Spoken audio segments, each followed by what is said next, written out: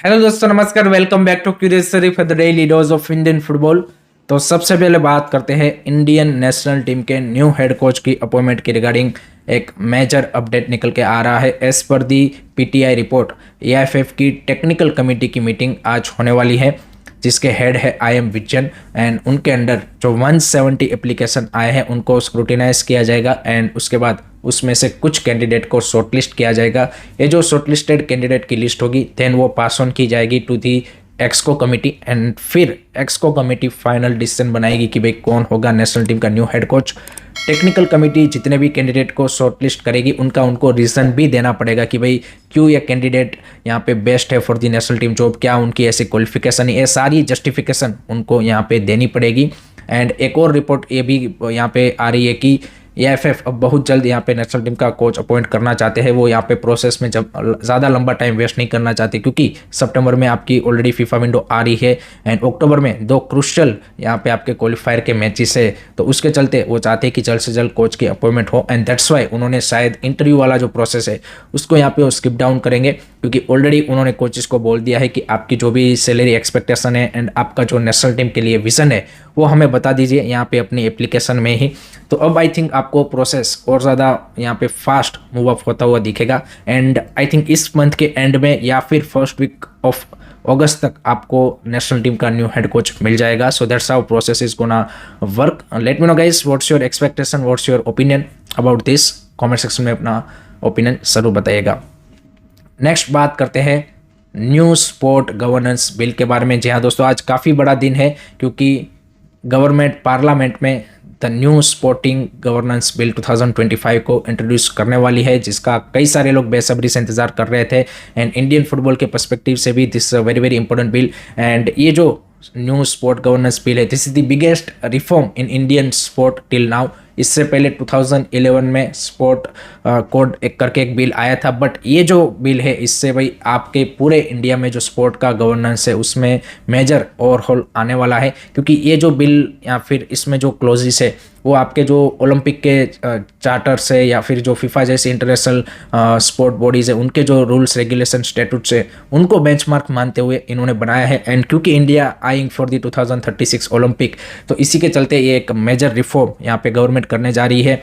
BCCI भी इस bill के अंडर आ जाएगी। जी हाँ दोस्तों, जब ये यहाँ पे लॉ बन जाएगा तो BCCI will also come in to this you can say कि लॉ। ऐसा नहीं होगा कि भाई बीसीसीआई जैसे पहले इंडिपेंडेंटली काम कर रही थी वैसे ही कर पाएगी, उनको भी इस बिल के जो भी यहाँ पे क्लोजेस है, जो भी स्ट्रक्चर है यहाँ पे गवर्नेंस का बॉडी का, वो यहाँ पे उनको इम्प्लीमेंट करना पड़ेगा। अगर मैं आपको कुछ की यहाँ पे यू कैन से कि चेंजेस की बात करूँ जो इस बिल में यहाँ पे मेंशन है, तो उसमें सबसे बड़ा है I think sport regulatory board of India की यहाँ पे स्थापना की जाएगी, जो कि एक कैन से कि सुप्रीम बॉडी होगी कि जिनके अंडर आपके जितने भी जो नेशनल स्पोर्ट फेडरेशन है वो आएंगे, उनको यहाँ पे रिकॉग्नाइज करना है, रेगुलेट करना है, बैन देना है या फिर उसमें ऑडिट करवानी है, इन्वेस्टिगेशन करना है, जो भी करना है इस बॉडी के पास वो पावर होगा।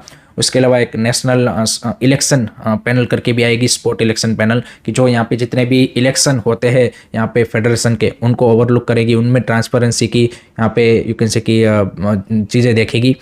देन एक नेशनल स्पोर्ट ट्रिब्यूनल करके भी यहाँ पे बॉडी बनाई जाएगी, जो कि सिविल कोर्ट जो हमारी होती है उतना ही उनके पास पावर होगा एंड सुप्रीम कोर्ट से एक लेवल नीचे वो होगी, ताकि जो सुप्रीम कोर्ट से नीचे के लेवल के जो केसेस जितने भी हमारे हाई कोर्ट्स में स्पोर्ट के रिलेटेड यहाँ पे जाते हैं वो सारे इस कोर्ट में आएंगे एंड ये स्पोर्ट के लिए एक डेडिकेटेड कोर्ट होगी। सो ये भी एक यहाँ पे अच्छा प्रोविज़न उसमें है। फिर यहाँ पे हर एक स्पोर्ट फेडरेशन का क्या स्ट्रक्चर होगा कि भाई एक प्रेसिडेंट होगा, 2 वाइस प्रेसिडेंट होंगे, एक सेक्रेटरी जनरल होगा, एक सीईओ कंपलसरी होगा। देन एक्सको में मैक्सिमम आप 15 मेंबर्स ही रख सकते हो, जिसमें से 4 कंपलसरी वुमेंस यहाँ पे आपको रखना पड़ेगा। देन यहाँ पे 2 sport person of outstanding merit भी आपको उनमें रखना पड़ेगा। फिर एथलेटिक कमीशन होगा। फिर जो मैक्सिमम एज है वो अब 75 तक कर दी गई है, किसी को भी अगर प्रेसिडेंट, सेक्रेटरी जनरल या फिर ट्रेजरर के लिए खड़ा रहना है। देन उसके अलावा कोई भी यहाँ पे इंडिविजुअल 2 टर्म के लिए यहाँ पे कंटिन्यूसली किसी भी पोस्ट को होल्ड कर सकता है। उसके बाद उनको कंपलसरी 4 साल का कूलिंग पीरियड लेना पड़ेगा, यानी कि वो उसके बाद किसी भी पोस्ट में नहीं रह सकते। एंड देन अगेन फिर वो यहाँ पे किसी भी पोस्ट के लिए अपने आप को नॉमिनेट कर सकते हैं। तो major reforms are coming up and let's see आज पार्लियामेंट में क्या इसके रिगार्डिंग डिबेट डिस्कशन होता है। एंड जैसे ही ये लॉ बनेगा उसके बाद जो हम एएफएफ के न्यू कॉन्स्टिट्यूशन का इंतजार कर रहे हैं उसका भी रास्ता उसी के बाद खुलेगा, क्योंकि supreme court is also waiting for this bill and इसमें जो क्लॉजेस चेंजेस है उसको आपको न्यू कॉन्स्टिट्यूशन जो एएफएफ का है उसमें भी इंटीग्रेट करना पड़ेगा and that's why supreme court is delaying the decision. And जैसे ये लॉ बनेगा उसके 2-3 वीक में मे बी आपको फिर सुप्रीम कोर्ट का जजमेंट देखने को मिलेगा। So big changes coming up in the Indian sport governance and let's सी आगे चीज़ें किस तरह से मूव फॉरवर्ड करती है। आपके क्या ओपिनियन है, आपके क्या थॉट्स है, do let me know in the comment section.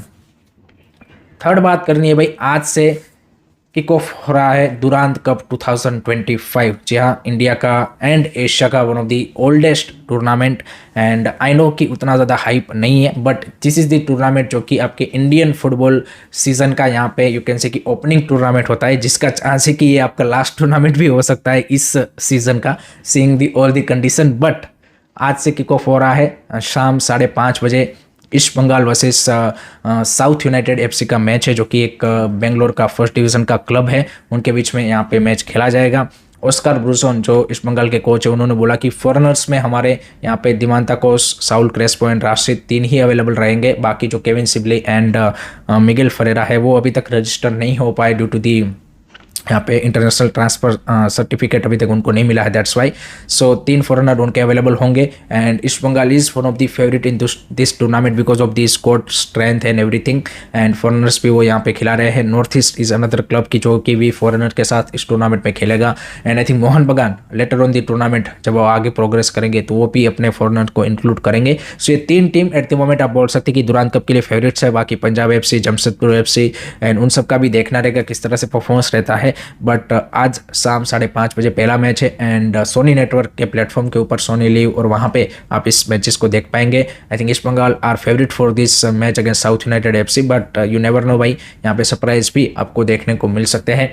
So let me know guys, आपकी क्या एक्सपेक्टेशन है, आपकी क्या प्रेडिक्शन है for this Durand Cup 2025, do let me know in the comment section. Next बात करनी है भाई एएफएफ के एक और कारनामे के बारे में। जी हाँ दोस्तों, तो एज पर दी न्यूज़ 9 रिपोर्ट जो वेस्ट बंगाल की गवर्नमेंट है उनके हिडको डिपार्टमेंट ने यहाँ पे सो कोस नोटिस भेजा है एएफएफ को कि भाई हमने आपको जो 99 ईयर्स के लिए 15 एकड़ का जो लैंड है वो लीज पे दिया है कि जिसके ऊपर आपने नेशनल सेंटर ऑफ एक्सेलेंस बनाया है, उसका अनयूज्ड जो लैंड है उसको हम वापस क्यों ना ले, इसका हमें रीज़न बताइए। क्योंकि 2018 में जब एएफएफ को ए लैंड एलोकेट की गई उस टाइम पे उस एग्रीमेंट में, लीज एग्रीमेंट में यहाँ पे लिखा गया था कि भाई 3 साल में आप नेशनल सेंटर ऑफ एक्सेलेंस बना लेंगे एंड यहाँ पे यू कैन से कि जो चीज़ें हैं वो आगे मूव फॉरवर्ड होगी। बट उसके बाद एज वी ऑल नो कि कोविड आ गया तो वो तो चलो समझ में आता है।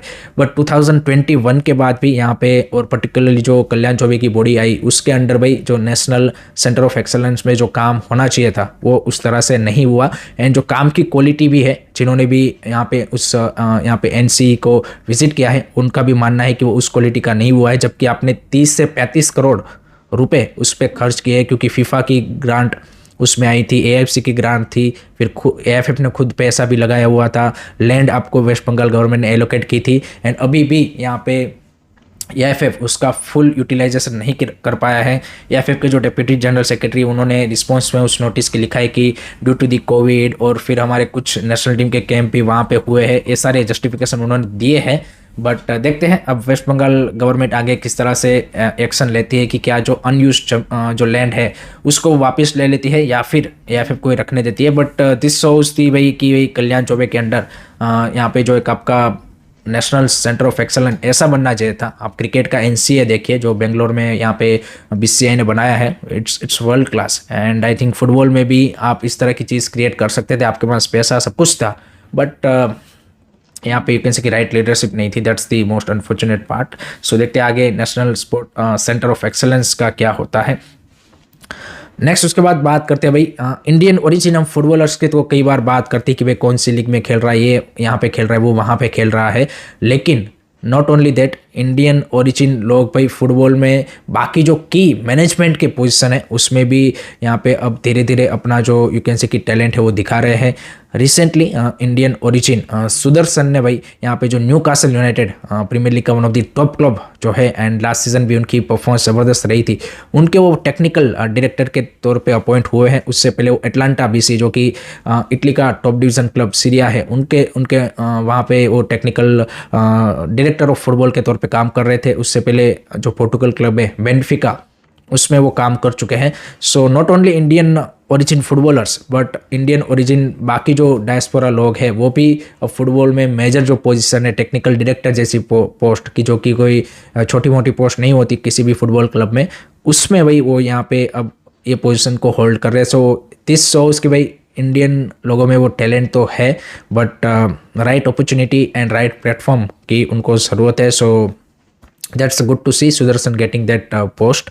लास्ट में बात करते हैं भाई यहाँ पे मोहन बगान के न्यू साइनिंग अभिषेक सिंह यहाँ पे फाइनली आई थिंक टीम के साथ जुड़ चुके हैं। रिसेंटली वो कोलकाता एयरपोर्ट पे दिखे थे, एंड आई थिंक बहुत जल्द आपको ऑफिशियल अनाउंसमेंट भी अभिषेक सिंह की देखने को मिल जाएगी कि उन्होंने मोहन बगान को ज्वाइन कर लिया है। एंड आई थिंक दुरांत कप की स्कोर में भी आई थिंक धीरे धीरे उनको इंक्लूड कर दिया जाएगा। आई थिंक 25 से जो मोहन बगान की सीनियर टीम है उनका कैंप स्टार्ट हो रहा है इंडियन प्लेयरों का, एंड आई थिंक 2 और 3 अगस्त को उनके जो कोच है मोलिनिया एंड बाकी फॉरनर्स वो भी यहाँ पे टीम को ज्वाइन करेंगे। सो अभिषेक सिंह टू मोहन बगान इज डन, एंड लेट्स सी उनके अंडर यहाँ पे वो दुरांत कप में कैसी परफॉर्मेंस देते हैं। So that's it from my side guys regarding today's Indian football news. I hope कि आपको वीडियो पसंद आया होगा। Keep supporting Indian football, don't forget to like share subscribe curious सरी। जय हिंद, जय भारत।